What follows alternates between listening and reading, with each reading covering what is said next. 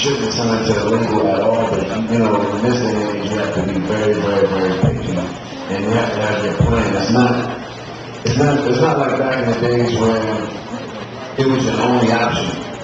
So now, you know, it's like I signed to a label for the look, but you can get the look on Twitter. You can get the look, you know, just by doing viral campaigns. You can get the look by, you know, playing at local bars and really be effective around the world because the technology has made the music spread faster and it kind of made the world smaller. So now the world is your audience instead of your school, instead of your block. Now, you know, you can do something just joking around and put it out there and it be the biggest song in London. And it's like, wow, I was just joking with this song. And, you know, it's the biggest song in London, which starts up a whole other type of, you know, touring, which starts up merchandising, whatever. And no label is involved in that process. But the only thing is that, you know, for artists that want to take that route, you have to have your business set up with your inside team. Because when you have your inside team, then, you know, you can maximize off your talent. Because, you know, you can give away your music for free, that's cool, you get recognized, but it's still a business at the end of the day. So a lot of people lean on the record labels for that because they already have a big staff that's in there to do promotions, to do the videos, to do all these different things. But if you let your blueprint out right, you don't need a label. But some artists, I feel like they need a label just because their structure is not set up to go maximize.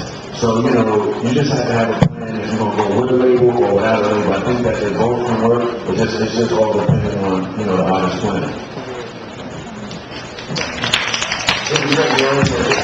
You already said earlier after a while, you had like 3 different record labels. What do you think about that? But I think it just all starts with you yourself. I think the question came before, who are the most important people on your team?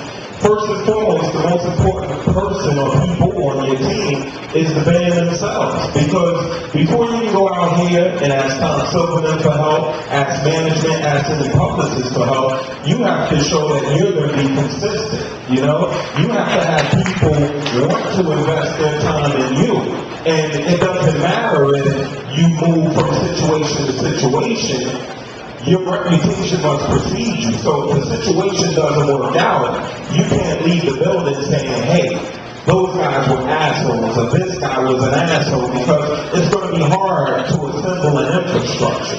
So for us, we've always, you know, been built on self-containment. We've always been built on, look, we cannot take any shorts. We cannot afford whack records, whack shows, anything whack about us. And I think that's a testament of why even promoters, and that's the core of the business now, which is the touring. We've never stopped touring since 91. Even when KG departed, we never, ever, ever stopped touring. So people like Tom Silverman recognize that. It's us who keeps our viral presence up and running. I've had a website up since 1996. The fastest modem was 14.4 kilobits. You know what I mean? I was out there like, hello, hello, and maybe not all the time being on the forefront of some of this technology. Maybe not all the time will you be the first to benefit or be the first to catch that big check. Like even when we did our merchandise, you know, we set up, we reinvested in Naughty Gear and put up our store, and we didn't go out here.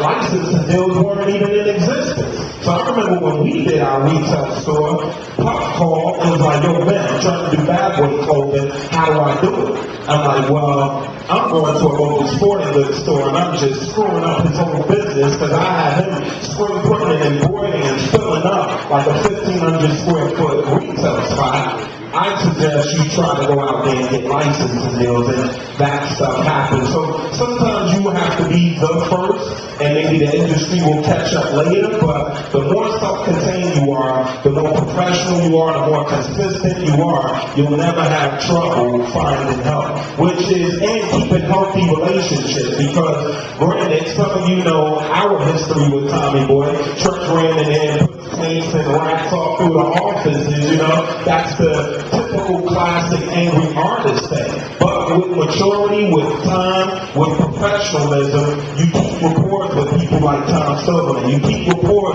with people like Carol Lewis. You keep rapport with everyone you meet because you never know where they'll be. You never know where you may be in the future. So healthy relationships are key. That's why 20 years later, we can come back and get in business with Tom and still have a healthy relationship. You have to go there. So you're facing your own education. Listen, but what is your team? You got an enormous team that supports you. Why do you tell people, I mean, you have your own energy because you have like 8 or 10 people in the team. You got publicists, one more all within the team because they like to know what you need to make it. Well, first and foremost, it starts with us. I told KG and Trek. We just recently reunited with KG. He's back touring with us. He's back producing, us, period.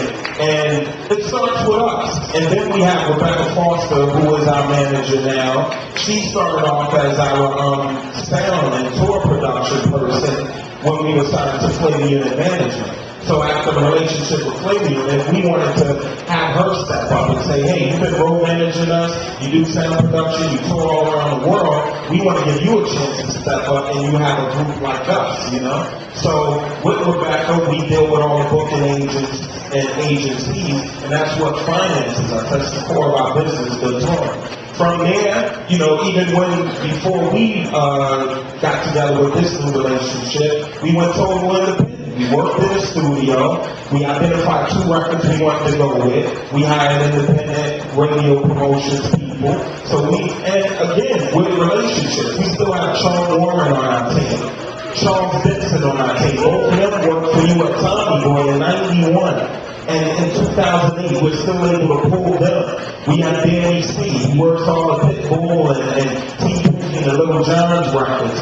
We pull in guys like that, a combination of the new guys. We have a publicist now we pull in, then David, who's been working with us. And now our, last element was the distribution. And Tom, you've been telling us since 2007, 2008, it's like, look, you guys are rock stars, you guys are global artists, there's a lot of new tools out here that we can, use and work together to get you guys to where we should be. So Tom is a part of that infrastructure now, and again, we're just assembling piece by piece with this new independent infrastructure, but the bottom line is, if Vin, K, and Tretch aren't on point, there's nothing no one else can do for us. If you're not on point, if your internal structure isn't on point, there's nothing anyone can do for you. So it starts with you. You have to create that situation. Right, that's true. And we just have 1 minute left. So does anybody have some advice for some of these new people starting out? I would just say, start for the love. When we came up, man, there wasn't all of this money being thrown around. We were just poor kids in the ghetto, and we fell in love with that art. I remember my first windmill I saw that evolved into this fast backspin. That was art to me. It was crack to me, Hearing Buffy do the beatbox and Doug Fresh with that crackle noise in it. That's all it was about for us, So it was the love of the art and the culture. You have to take the money out of it. Take even doing it full-time out of it, because I tell kids this all the time. You cannot stretch your baby mama out. You cannot stretch your girlfriend out. You cannot stretch your mama out talking about I'm a full-time musician and you don't have a fucking job. No, you have to sustain yourself and approach this from a point where I love music so much. I have a 9 to 5, but my spare time, I'm going to use this for my spare time. I'm going to dig out on the weekends, but I'm handling my reality in the meantime, It's the people who drop everything and say, hey, I deserve this and I'm going to get it. You're approaching it wrong. I feel you're approaching it wrong. So I think if you're just realistic with the fact, look at the odds of how many people are on the radio. Look at the odds of how many records do get released every day. It's like, it's a crapshoot right now, especially with all this technology. So I think you just have to take your time, love what you're doing, go hand in hand. You have to build an audience. You have viral tools now to build an audience. You still have the traditional club for club route to build an audience. Take your time and develop a real core fan base.